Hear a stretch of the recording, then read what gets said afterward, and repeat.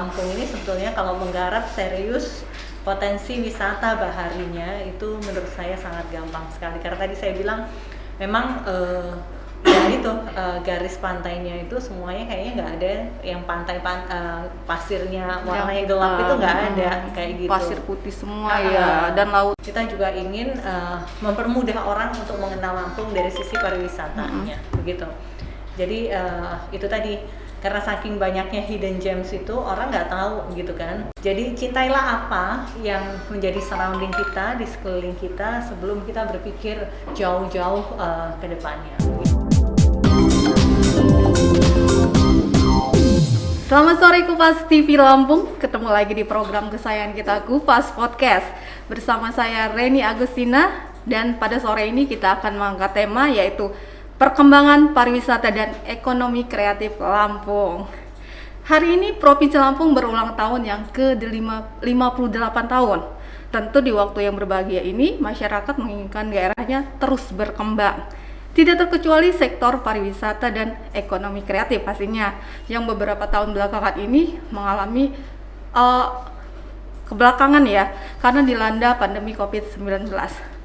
Dan pada hari ini saya sudah bersama narasumber yang luar biasa, yang tentunya kita akan membahas sesuai dengan tema kita, perkembangan pariwisata dan ekonomi kreatif Lampung. Langsung saja kita sapa Mbak Pesi Farisko Alwi Asegaf SHMKN. Halo. Oke, selamat datang Mbak Pesi. Oh, karena ini podcast harus ada yang tepuk tangan. Iya. karena penontonnya banyak. Iya, saya kelihatan tuh banyak sampai ribuan ya di depan situ ya. Wow, hebat sekali. Yang ribuan itu yang nggak kelihatan, yang nggak ada wujudnya. Oke, Mbak Pesi ini merupakan founder dari Diskursus Network Lampung ya Mbak. DN, iya. Atau disingkat DN sesuai dengan bajunya dipakai sekarang. Oke. Jadi kalau melihat logo ini itu berarti oh iya Diskursus gitu ya. Network, iya. Oke, Mbak Pesi mungkin bisa menyapa pemirsa Kupas TV Lampung yang sedang menonton kita. Iya, pemirsa Kupas TV Lampung, selamat sore. Assalamualaikum warahmatullahi wabarakatuh. Tabik pun? Iya pun. Ya pun. Oke Mbak Pesi, kalau ngomongin tentang perkembangan pariwisata dan ekonomi kreatif Lampung nih, sesuai dengan tema yang bakal kita bahas pada sore ini nih, menurut Mbak Pesi perkembangan pariwisata untuk di tanah air ini seperti apa sih, khususnya di Provinsi Lampung? Oke, pariwisata ya. Cocok sekali sih temanya dengan hari ulang tahun Lampung, hari jadi Provinsi Lampung ke-50, lalu terus kemudian sesuai juga dengan fokus ini dari digital media Diskursus Network, begitu. Perkembangan pariwisata di Indonesia ini secara keseluruhan menurut saya sih bagus ya. Kedepannya itu sangat menjanjikan, apalagi kan pemerintah pusat sekarang sedang menggalakkan untuk pariwisata lokal, begitu, dan mereka menggarap secara serius. Ada 5 destinasi prioritas, begitu, dan bukan hanya destinasi prioritas saja yang terus kemudian kelihatan hype-nya, tapi ternyata bermunculan di berbagai tempat, begitu. Ini mungkin ada efek positif dari pandemi COVID-19, begitu kan? Orang menjadi segan ke luar negeri, begitu. Orang lebih menghargai environment-nya, begitu. Orang lebih menghargai yang hal-hal yang sifatnya terbuka dan lain sebagainya, begitu. Jadi ini harus dipakai momentum untuk kembangkitan kembali pariwisata di Indonesia. Betul sekali. Kalau untuk di Lampung, saya selalu berkata bahwa saya itu jatuh cinta sama Provinsi Lampung. Karena saya melihat, saya kenal Lampung ini, saya tahu Lampung ya sejak dulu lah ya, gitu kan. Tapi begitu cukup intensif kesini dari tahun 2017, 2018, saya akhirnya menjadi jatuh cinta sama Lampung ini, begitu. Jatuh cintanya kenapa? Karena saya melihat semuanya ada di sini, gitu. Mana sih yang nggak ada? Jadi pertanyaannya bukan ada apa di Lampung, tapi apa sih yang nggak ada di Lampung, gitu kan? Kalau kita fokus ke pariwisatanya, begitu, Lampung punya laut, punya gunung, punya kekayaan alam dan lain sebagainya. Saya fokus ke lautnya nih. Masyarakat Indonesia mungkin masih kurang tahu bahwa yang namanya garis pantai di seluruh Lampung ini yang saya tahu itu semua pantainya pasirnya putih, betul, bening, keren banget kayak gitu kan. Dan kalau sekarang bahasa milenials itu hidden gems, di sini tuh banyak banget hidden gems gitu loh. Betul. Banyak banget yang namanya pantai-pantai itu yang belum diketahui masyarakat luar ya tentunya gitu ya. Kita dari luar Lampung itu yang ternyata dimiliki sekali oleh Lampung. Betul. Tapi pertanyaannya adalah kenapa kok lambat sekali mengembangkannya ya. Saya juga harus mencari tahu lebih dalam sih ya kenapa kendalanya seperti apa. Cuman akhirnya itu membuat saya berpikir untuk why not kita membantu dari sisi itu. Maka muncullah ide membuat digital media yang berfokus pada pariwisata, pengembangan pariwisata dan pemberdayaan ekonomi kreatif, UMKM. Seperti itu. Jadi fokusnya Diskursus Network atau DN, kita sebutnya Sobat DN. Sobat DN harus tahu sama fokusnya dong. DN. Oh gitu, Sobat Kupas TV. Oh iya. Kalau udah banyak kesamaan bisa kolaborasi. Oh bisa. Contohnya salah satunya ya.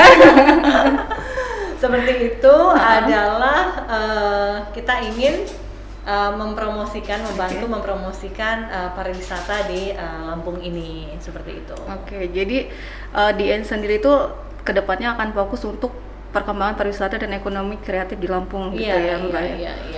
Oke. Dan kalau boleh tahu Mbak Pesi sendiri aslinya dari mana Mbak? Kalau saya sudah melanglang buana. Saya lama di Jakarta. Sejak saya lulus kuliah saya kerja di Jakarta sejak 2002. Saya wartawan dulu. Saya wartawan sampai 2013. Dari 2002 di 3 TV, RCTI Antv dan paling lama di Metro TV. Sesudah itu profesi saya adalah sebenarnya dari 2011 sih SK-nya udah keluar, tapi 2013 saya baru buka kantor. Sampai saat ini saya notaris dan PPAT DKI Jakarta. Oke, tapi lahirnya di Jakarta atau di? Nah, tapi sebenarnya saya arek Surabaya. Oh, lahiran Surabaya. lahirnya di Malang, tapi lahirnya di Malang, besarnya tapi di Surabaya. Tapi gitu. Berkarirnya di Jakarta. Berkarirnya di Jakarta. Oke, tapi ini mau mencoba untuk di Lampung ya? Iya. Katanya kan kalau wartawan itu nggak ada mantan wartawan. Betul, ya. Wartawan itu jiwanya akan selalu menjadi wartawan. Betul gitu. Jadi ketika terus kemudian berbincang-bincang, ada kesempatan untuk membuat media, ya why not? Saya pikir saya ambil kesempatan itu menjadi founder Diskursus Network. Oke, gitu. Ya, salah satu orang yang sukses adalah orang yang selalu mengambil kesempatan ya. Tapi bukan kesempatan yang kesulitan. Betul. Awalnya kesempatan yang buruk gitu. Oke, balik lagi ke tema kita Mbak Messi. Kalau melihat tempat-tempat wisata nih, kira-kira wisata apa sih yang paling potensi khususnya di Lampung ini? Kalau dari pandangan Mbak Messi sendiri. Ya itu tadi pantainya. Pantai begitu. Ya. Yang mulai dikenal orang kan Pahawang gitu kan. Terus ada Tanjung Mas, gitu. Terus yang dikenal malah justru lebih dikenal oleh orang luar adalah Krui ya, di Pesibar. Begitu itu kan indah sekali, salah satu destinasi puncak untuk surfing, begitu. Jadi Lampung ini sebetulnya kalau menggarap serius potensi wisata baharinya itu menurut saya sangat gampang sekali. Karena tadi saya bilang memang garis pantainya itu semuanya kayaknya nggak ada yang pasirnya warnanya gelap itu nggak ada kayak gitu. Pasir putih semua ya, dan lautnya itu memang laut yang benar-benar bersih gitu. Kan, benar-benar masih natural gitu ya, belum ada olahan atau pokoknya masih asli semua lah gitu ya. Iya, dan lengkap loh. Ada yang laut dengan ombak yang slow, yang biasa begitu ya, yang bisa buat water sport. Tapi kalau kayak di cruise segala macam itu kan yang buat surfing gitu ya, dengan ombak yang fantastis sekali dan bagus sekali katanya. Banyak sekali surfer-surfer dunia memang meluangkan waktu di musim-musim tertentu untuk ke cruise seperti itu. Jadi kalau ini seandainya digarap dengan bagus, infrastrukturnya diperbaiki dan lain sebagainya itu menarik sekali. Nah, kita Diskursus Network sebagai digital asset, kita juga ingin mempermudah orang untuk mengenal Lampung dari sisi pariwisatanya, begitu. Jadi itu tadi, karena saking banyaknya hidden gems itu orang nggak tahu gitu kan. Nah untungnya kita kan sekarang punya anak-anak muda millennials, para YouTuber, penggiat medsos segala macam yang secara mandiri mereka mempromosikan potensi-potensi wisata di daerahnya. Itulah yang kita ingin support, ingin dorong untuk kemudian menasionalkan itu, membuat itu menjadi lebih profesional dan lain sebagainya, yang nantinya itu bisa juga dibuat dengan format bukan hanya tempat wisatanya orang yang tahu, tapi how to get there gitu, berapa biayanya, begitu, bisa nginep di mana aja begitu. Terus kemudian derivatifnya kan akhirnya ada juga kuliner yang dicari orang. Betul. Seperti itu. Jadi macam-macam. Sebenarnya dampaknya banyak banget ya. Oh ya.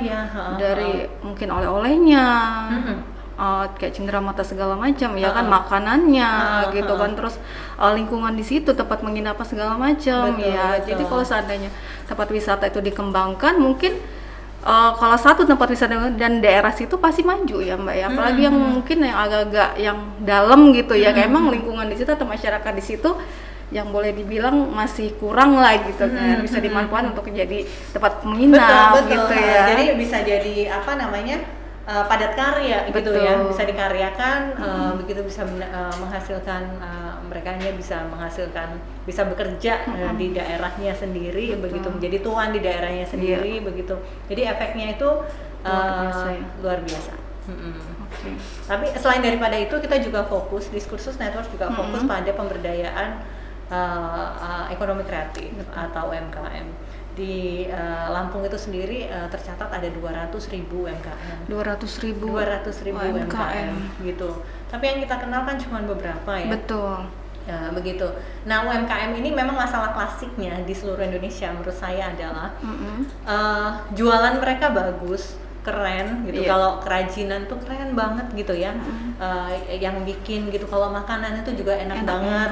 Dan beberapa itu inovatif sekali. Seperti itu, tapi bagaimana mereka bisa menyentuh level promosi, itu kayaknya itu masih menjadi PR sendiri. Betul. Gitu. Lalu kemudian kenapa kok muncul hilang gitu, karena konsep bisnisnya mereka juga belum tahu gitu loh. Jadi akhirnya muncul sesaat, hype sesaat, terus hilang gitu, karena belum ditata secara bisnis. Seperti itu masalah klasik UMKM di seluruh Indonesia, dan saya pikir itu juga terjadi sih di Lampung. Jadi kayaknya juga bisa menjadi media yang bisa membuat mereka untuk menapaki hal ini, begitu, menjadi usaha-usaha UMKM yang terus kemudian bisa menjadi level menengah, besar. Betul. Seperti itu. Eksis terus gitu ya, nggak cuma timbul gitu ya. Terus tiba-tiba setahun lagi kita udah nggak dengar. Betul. Wisatawan yang udah promosi gitu, misalnya ke keluarganya, ke mana segala macam, begitu nyampe balik di Lampung, lagi nggak ada lagi. Nggak ada gitu kan. Terus kenapa kita nggak bisa produksi lagi karena satu dan lain hal gitu. Itu kan sebetulnya bisa kita support. Gitu. Tadi kalau dibilang ada 200.000 UMKM dan kebanyakan itu yang terdaftar loh, dan ini informasi yang saya dapatkan dari Kadis Koperasi dan UMKM Provinsi Lampung. Begitu. Itu paling banyak itu kalau berarti UMKM di bidang apa? Kuliner kah atau makanan? Tuh juga banyak ya, makanan. Terus abis itu yang kemudian menjadi oleh-oleh khas Lampung itu juga banyak begitu. Tapis juga kan masih beberapa, padahal kan bisa, kayaknya semua orang Lampung bisa deh tapis gitu. Kan. Tapis itu pun juga bisa diolah untuk bukan hanya baju, tapi bisa diberdayakan untuk apa, tas, dompet, dan lain sebagainya, kayak gitu. Jadi emang perlu inovasi-inovasi juga ya untuk menarik perhatian customer ya. Seperti apa gitu. Nah, kalau kita lihat juga emang di Bandar Lampung ini sudah banyak banget juga ya UMKM yang seperti Mbak Pesi bilang, itu ada banyak kafe juga, kuliner, terus juga batik, penginapan. Dan kalau sebenarnya untuk Lampung sendiri itu sudah bisa dikategorikan sebagai area wisata yang wajib dikunjungi oleh masyarakat Indonesia nggak? Ya harus dong, dan itu harus dimulai dari masyarakat Lampungnya sendiri. Begitu. Untunglah kita ini hidup di dunia digital ya, begitu. Sebelum ke metaverse digital itu lah ya. Begitu. Nah, jadi sebetulnya beban pemerintah ansih itu dan dunia usaha itu tidak seberat dulu lagi gitu kan. Karena ada tangan-tangan anak muda ini yang secara kreatif dan mandiri loh. Begitu, nggak ada tuh yang dibeliin kamera segala macam, nggak ada gitu. Dengan kreativitasnya yang sangat tinggi membuat sesuatu yang misalnya Dari sisi kasat mata emang bagus kayak gitu kan, tapi ya karena mau ke pantai situ jalanannya masih terjal dan lain sebagainya, tapi mereka angkat sedemikian rupa menjadi menawan sekali. Dan itu kan keren banget. Betul. Nah, orang-orang yang seperti itu yang harusnya disupport oleh pemerintah. Dan kita pengen jadi jembatan juga sih, kita lakukan beberapa itu untuk kemudian ini bisa lebih maksimal lah kayak gitu. Iya, kalau sekarang kita lihat sih banyak banget emangnya traveler itu yang tanpa maksudnya itu dibayar gitu atau ada support dari pihak mana, mereka udah mandiri berjalan sendiri gitu ya.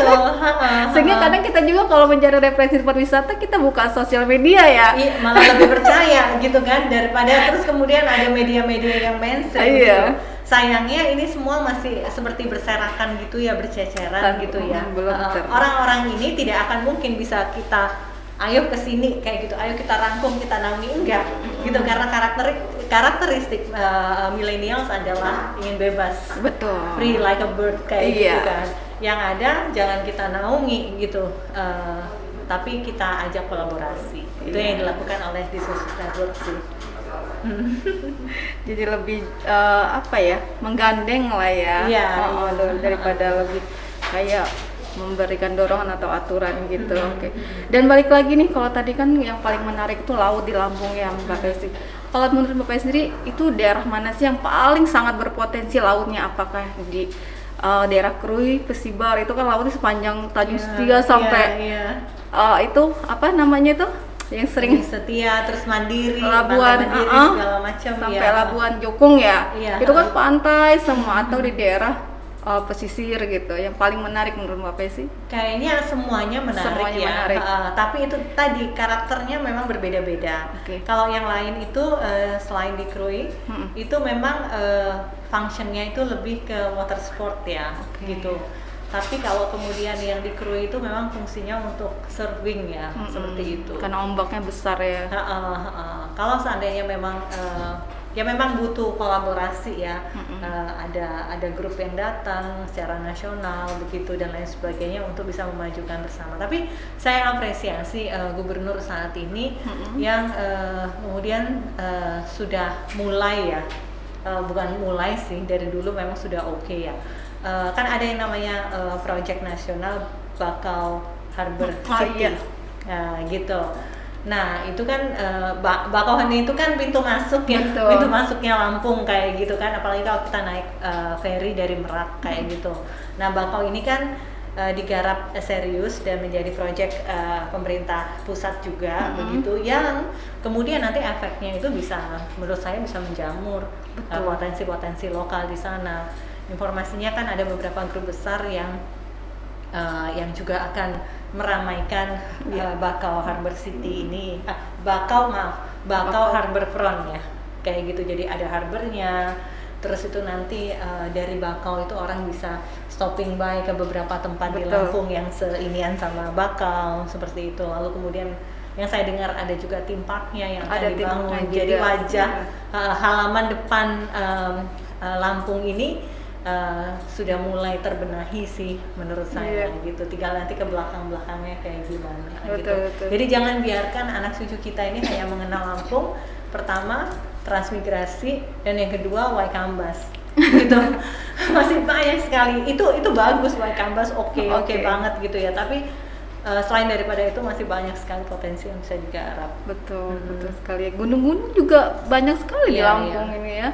Yang itu yang ada istilahnya negeri di atas awan itu? Iya, itu di Lampung Barat. Betul. Nah itu kan belum bagus. Ini juga. Sebenarnya itu, nah yang sudah kesana itu kalau ngelihat tuh wow banget kan. Kalau misalnya orang yang nggak tahu pasti nanya di mana nih, padahal di Lampung Barat. Kalau Lampung aja kan nggak tahu. Iya benar. Itu sih, jadi nggak hanya sebenarnya kalau di Lampung nih, ya itu nggak hanya laut tapi juga ada gunungnya gitu kan, ada mungkin lebih kayak perkebunan gitu kan, perkebunan kopi atau sawit, itu bisa ya, juga kan jadi untuk agrowisata juga. Agrowisata gitu, juga ya. Betul. Iya, kopi salah satu kopi yang bagus kan dari Lampung ya. Tapi pertanyaannya kenapa orang lebih mengenal Gayo? Mengapa orang lebih mengenal kopi dari Bali begitu dan beberapa tempat lain ya menurut saya bukan karena jenis kopinya di sini kebanyakan robusta, terus compare to arabica bukan, tapi ya memang belum digarap aja serius begitu, atau belum didengungkan saja begitu. Karena sebetulnya taste-nya juga even itu robusta versus arabica itu dengan metode peracikan kopi zaman sekarang sama-sama bisa enak gitu kan, sama-sama layak ekspor gitu. Begitulah. Ya satu hal lagi saya tadi lupa. Ibu kota Provinsi Lampung ini, Bandar Lampung ini dan beberapa daerah sekelilingnya, kalau nggak salah kan Bandar Lampung ini diapit oleh Lampung Selatan ya? Iya, ada Lampung Selatan dan Lampung Selatan lah ya. Kalau untuk pintu masuk dari Bako itu kan dari Lampung Selatan baru ke Bandar Lampung. Baru ke Bandar Lampung. Nah, antara Lampung Selatan ini kalau orang awam seperti saya kan bedanya mana itu ya, perbatasannya mana masih agak rancu. Tapi yang jelas dua kota ini itu punya segala ya. Bayangin kalau kita lihat view dari hotel, dari salah satu hotel di Bandar Lampung ini, bayangin bisa melihat laut sekaligus bisa melihat bukit gitu kan, tengah-tengahnya perkotaan. Itu kan amazing banget gitu. Itu secara view aja 180 derajat itu aja kita udah bisa dapat semuanya gitu kan. Itu menarik sekali. dari hotel aja udah menarik ya. Belum mengunjungi ke tempat wisatanya ya. Oke. Nah, Mbak Pesi, kalau sebelumnya kan 2 tahun belakang lah ya, di saat pandemi melanda bukan hanya Lampung tapi seluruh Indonesia ya, boleh dibilang untuk pariwisata itu kita bisa dikatakan mati suri karena kan ya untuk menerapkan prokes kita dilarang keluar rumah, harus banyak-banyak di dalam rumah gitu ya, tidak, dan juga dibatasin gitu ya. Nah, untuk tahun 2022 ini kan sudah mulai lagi nih, mulai bangkit lagi. Nah, menurut Mbak Pesi apa sih langkah pemerintah untuk membangun pariwisata itu supaya balik lagi ke semula gitu? Karena salah satu untuk membangun ekonomi itu dari pariwisata itu gitu. Iya. Jadi walaupun masih pro dan kontra mengenai pembebasan antigen dan PCR untuk pelaku perjalanan, menurut saya patut diapresiasi. Hopefully ini kan sebentar lagi akan endemi ya, sudah bukan pandemi lagi begitu. Itu menurut saya salah satu langkah pemerintah untuk mulai gaspol lagi begitu. Karena memang beberapa destinasi favorit di Indonesia ini memang seperti mati suri gitu loh. Kita tahu sendiri Bali seperti apa selama 2 tahun terakhir ini, dan itu membuat tangis dalam hati begitu. Bukan hanya orang Bali tapi juga kita semua orang Indonesia begitu ya. Dengan mudah-mudahan ini adalah ending dari pandemi, terus pembebasan antigen dan PCR, tapi kita tetap menjaga prokes dan lain sebagainya begitu. Mudah-mudahan ini menjadi awal kebangkitan pariwisata di Indonesia lagi, termasuk juga halnya di Lampung gitu ya. Oke, ya mudah-mudahan sih di tahun 2022 ini ya kita bisa balik lagi untuk khususnya di pariwisata, dan juga karena pengaruh juga di UMKM itu ya. Iya betul. Ketika tidak banyak wisatawan yang masuk di suatu daerah ya, dampaknya itu macam-macam gitu. Bukan hanya pengusaha hotel mah masih punya usaha lain gitu kan. UMKM menengah ke bawah ini ya, yang memang bergantung daily kan, seperti itu. Itu sangat berpengaruh sekali ya. Nah, Mbak Pesi, ngomongin ekonomi kreatif nih, menurut Mbak Pesi nih kan Lampung nih ada batiknya nih, batik Lampung ya, nggak cuma di Jawa tapi di Lampung juga ada batik. Nah, itu menurut Mbak Pesi itu menjanjikan nggak sih kalau seandainya batik Lampung ini kita bawa go internasional seperti itu? Ya, menjanjikan sekali dong. Semua potensi memang harus kita garap serius. Lampung punya batik, punya kain tapis juga begitu, dan masih punya beberapa potensi yang lainnya begitu. Nah, sebetulnya akhirnya kenapa, apalagi batik itu kan ciri khas Indonesia sekali yang kita tahu waktu itu sempat jadi pro kontra karena juga diklaim oleh negara lain begitu. Bukan kita bicara masalah klaim-klaiman sih begitu. Kalau menurut saya sah-sah saja suatu negara atau institusi atau masyarakat begitu mengklaim ini miliknya dia dan lain sebagainya, apalagi itu kan tangan gitu ya, handmade seperti itu. Tapi yang harus sebenarnya kita harus bicaranya itu, berpikirnya itu next levelnya begitu. Sebelum kita konfrontatif soal klaim-mengklaim ini, lebih baik bagaimana caranya potensi batik ini di seluruh Indonesia termasuk di Lampung itu kita garap lebih serius begitu. Bagaimana memberdayakan masyarakat ini begitu untuk itu tadi yang saya bilang going to the next level begitu. Yang awalnya hanya bisa membatik tapi terus kemudian dia juga diajarin untuk bagaimana mempromosikan hasil-hasil tangan mereka ini, hasil-hasil karya mereka begitu. Bagaimana kita memberikan pendidikan agar mereka tahu oh promosi itu nggak mahal-mahal banget kok. Betul. Begitu. Bagaimana sih kamu jangan hanya bisa membatik. Kalau misalnya ibunya membatik nih, dia punya anak gitu yang beranjak dewasa, kita ajarin anaknya untuk foto. Jadi keluarga ini semua nih bangkit secara ekonomi semua gitu. Kakaknya memfoto, adiknya misalnya cewek yang suka selfie seperti itu, kamu dikasih tugas untuk kamu posting deh. Begitu. Bapaknya yang mikirin bagaimana caranya ini mengalokasikan ini. Terus begitu ada misalnya tantenya begitu yang mencariin klien dan lain sebagainya. Kalau ini sebenarnya sederhana kok, cara mengedukasi UMKM itu sederhana, as simple as that begitu. Tapi kalau kemudian kita tidak memulainya dengan mengedukasi mereka, akhirnya tangan-tangan mereka ini hanya sebatas tangan yang hanya bisa membatik. Lalu kemudian mereka jual ke orang lain begitu, ya hasilnya ya cuman dari tangan mereka itu aja, nggak pernah berhenti gitu. Tapi kalau yang ngejual itu juga misalnya tantenya sendiri gitu kan, yang mempromosikan itu anaknya sendiri, yang memanage keuangan itu adalah bapaknya segala macam, kan akhirnya mereka menjadi berdaya. Jadi memperdayakan yang ada aja dulu ya. Jadi satu keluarga ya saling bersinergi gitu ya untuk membangun produksi itu, daripada kita seperti yang jalur biasa ya, kita batik jual selesai begitu terus ya, jadi nggak ada peningkatan seperti itu ya. Oke. Nah ini kan salah satu PR juga ya dari pemerintah ya untuk mensosialisasikan ya. Nah ngomong-ngomong PR pemerintah, kalau menurut Mbak Pesi nih di hari ini kan HUT Lampung yang ke-58 nih. Nah menurut Mbak Pesi sih kinerja pemerintah nih sampai hari ini itu seperti apa sih? Kayaknya saya bukan dalam kapasitas untuk bicara kinerja pemerintah Provinsi Lampung karena day by day saya nggak di sini. Gitu. Silakan menilai sendiri. Tapi yang jelas Mbak, di era yang serba semakin transparan, ini saya lihat juga di berbagai sektor itu kan orang mengejar potensi rank untuk ease of doing business begitu. Terus kemudian itu tadi jadi investor bisa masuk dan lain sebagainya. Saya yakin pemerintah Provinsi Lampung juga berupaya untuk itu begitu.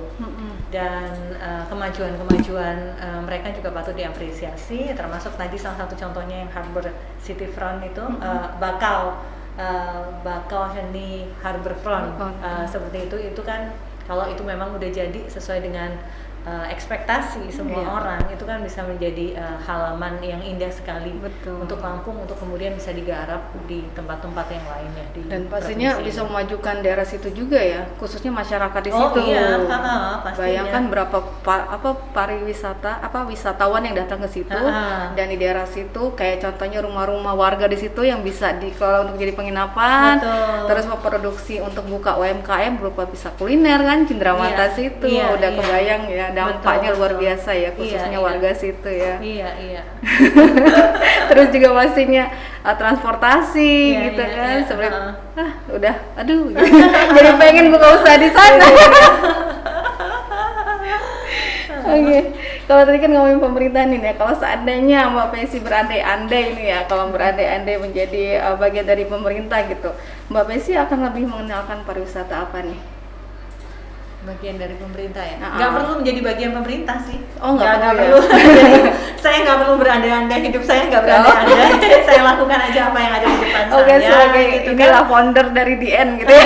Founder dari DN itu tadi sebagai masyarakat biasa, sebagai manusia, akhirnya salah satu cara saya kemudian untuk bisa memperkenalkan potensi sebuah daerah begitu adalah antara lain dengan ikut memajukan pariwisata dan UMKM-nya begitu. Karena menurut saya inilah potensi-potensi masa depan ya. Orang itu butuh katanya life balance ya. Gitu kan sekarang life balance lah yang berbagai macam istilah-istilah millennials itu.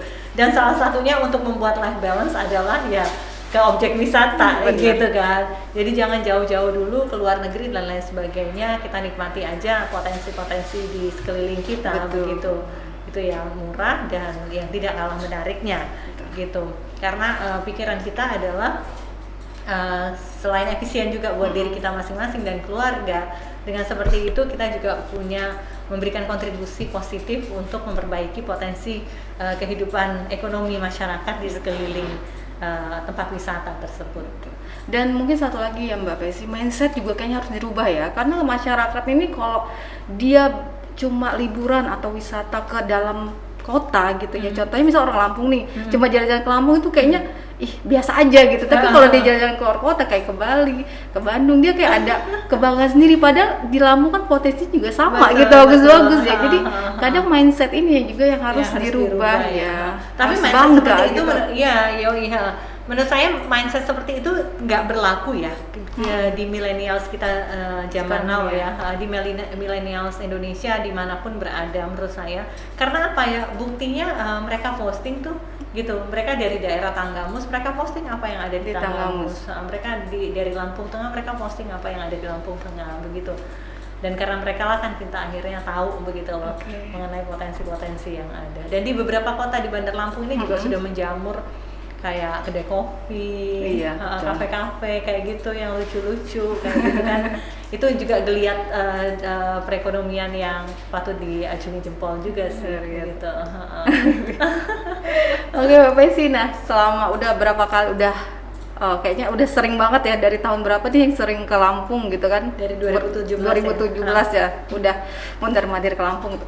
Kesan apa sih yang ada di Lampung ini? Dari orangnya seperti apa, tempatnya seperti apa gitu di Lampung ini, kalau menurut Mbak Pesi?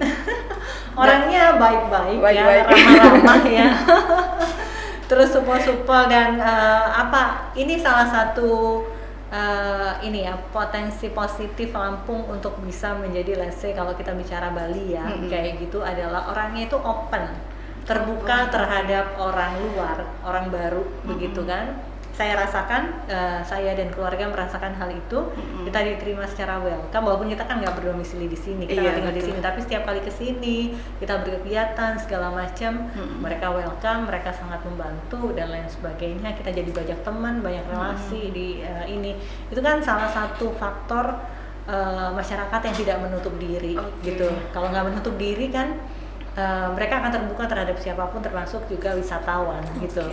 Nah, wisatawan yang kesini kan manusia ini kan bicaranya hati ya, gitu rasanya enak banget ya diterima dengan hangat dan lain sebagainya. Someday dia akan kembali lagi atau someday dia akan membawa cerita kepada orang lainnya begitu, untuk enak loh ternyata di Lampung itu, karena masyarakatnya nggak bersekat-sekat dan lain sebagainya. Ini kan yang harus dipertahankan. Betul. Heterogennya itu yang harus dipertahankan. Iya. Karena kalau dulu katanya sih kalau orang luar Lampung mau ke Lampung tuh takut, karena Lampung terkenal begal. Iya. Yang teringatan yang itu negatifnya aja, padahal di Lampung banyak banget potensi wisatanya. Orangnya seperti Mbak Pesi bilang welcome gitu kan. Jadi jangan takut dengan yang berita-berita negatif itu ya. Jadi kan kalau dulu kan ada gium ya, bad news is a good news gitu. Tapi jangan biarkan bad news ini menjadi sesuatu yang kemudian memuncak. Caranya apa begitu? Misalnya ada konflik di suatu daerah yang kita tahu beberapa tahun yang lalu terjadi di Lampung, lalu kemudian ada kasus begal dan lain sebagainya. Caranya dengan tidak maksudnya kalau mengatasi konflik itu kan di setiap daerah selalu ada. Pasti ada ya. Tapi carilah cara lain begitu ya, dengan cara menutupi berita-berita jelek ini dengan berita-berita potensi-potensi yang ada, dari anak mudanya, dari pariwisatanya, dari ekonomi kreatifnya begitu, dari hasil alamnya, kayak gitu-gitulah.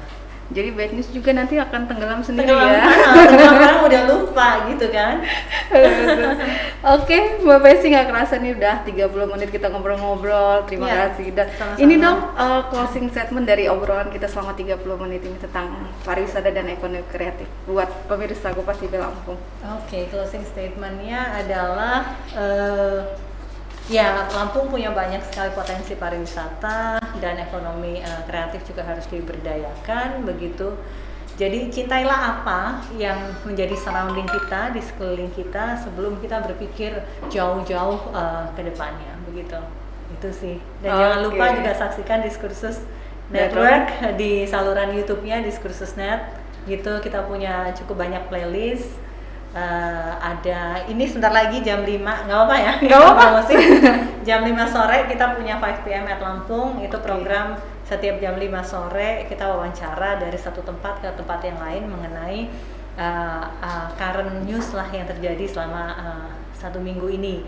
Hari ini untuk kemudian di live kan di IG, lalu kemudian ada di playlistnya YouTube Diskursusnet. Hari ini kita mengangkat topik soal ini PTM kan menjelang dibuka nih, pelajaran tatap muka, begitu sudah siapkah dan seberapa prokeskah sekolah-sekolah tersebut akan mengawal PTM ini begitu. Nanti yang hadir diwawancara oleh Diskursus Network itu adalah dari Dinas Pendidikan Kota Bandar Lampung, luar biasa. Dan masih banyak lainnya. Kita punya setirin aja. Itu setiap hari kegiatan itu atau programnya? Di programnya di playlist YouTube kan begitu. Tapi yang live itu yang 5 PM at Lampung. Itu setiap Jumat sore. Setiap Jumat sore jam 5. Oke, sebentar lagi berarti habis dari sini langsung pindah ke channel Iya. gitu ya. Oke, udah boleh tepuk tangannya. Gak terasa sudah 30 menit kita berbincang-bincang. Mbak Pesi, terima kasih banyak atas waktunya. Iya, sukses untuk kupas tuntasnya. Terima kasih. Begitu. Mungkin lain kali bisa kita ngobrol-ngobrol dengan tema yang lain ya, atau bisa kita nanti kolaborasi dengan DN Network. Apa aja buat Lampung gitu ya. Oke, terima kasih Mbak Pesi, sekali lagi terima kasih atas waktunya, dan juga terima kasih kepada pemirsa Kupas TV Lampung yang sudah menyimak obrolan kita selama 30 menit terakhir. Oke, buat teman-teman yang mungkin baru bergabung bisa nonton lagi di YouTube kita di Kupas TV Lampung atau nonton di Instagram kita di Kupas Lampung. Oke, saya Reni Agustina, sampai jumpa.